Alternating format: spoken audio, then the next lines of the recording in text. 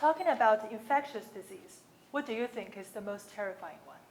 AIDS probably is a popular answer. That's right. AIDS is one of the most deadly diseases in human history. And until today, there are still 37 million people living with AIDS, and 2 million people got newly infected every year. In spite of over 20 years of research on the virus HIV that causes the disease, we still don't have a cure. And unlike some other diseases, such as flu or hepatitis, we don't have a vaccine for AIDS that protects healthy people from being infected. So my research focuses on the design of an HIV vaccine. The most common design of a vaccine is to take a component from the virus itself, normally part of the virus's own protein, that mimics the behavior of the virus, but itself doesn't get you sick.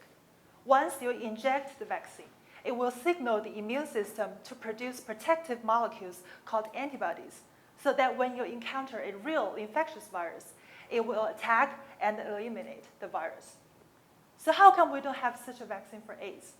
The truth is, the current HIV vaccine candidates cannot induce effective antibodies because the protein we use for vaccine, called the envelope protein, is not static. It constantly changes its shapes, but not all these shapes induce effective antibodies. How do we know if an antibody is effective? Our best clue comes from a small portion of AIDS patients that naturally produce antibodies that make them survive AIDS. So our goal is to figure out what shape of the envelope protein can specifically induce these antibodies.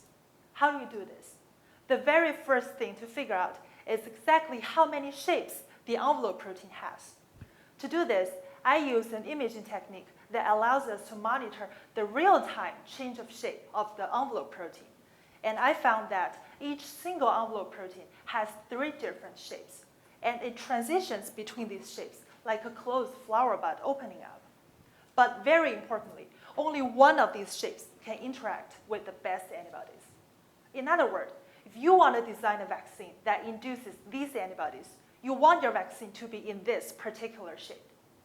Using this information, people have come up with strategies that can stabilize the envelope protein in this particular shape. And it has been shown that many of these stabilized proteins can induce the best antibody response in animals, and they're about to enter clinical trials already. So as a summary of my talk today, please allow me to say, we have never been so close to a successful HIV vaccine. Thank you.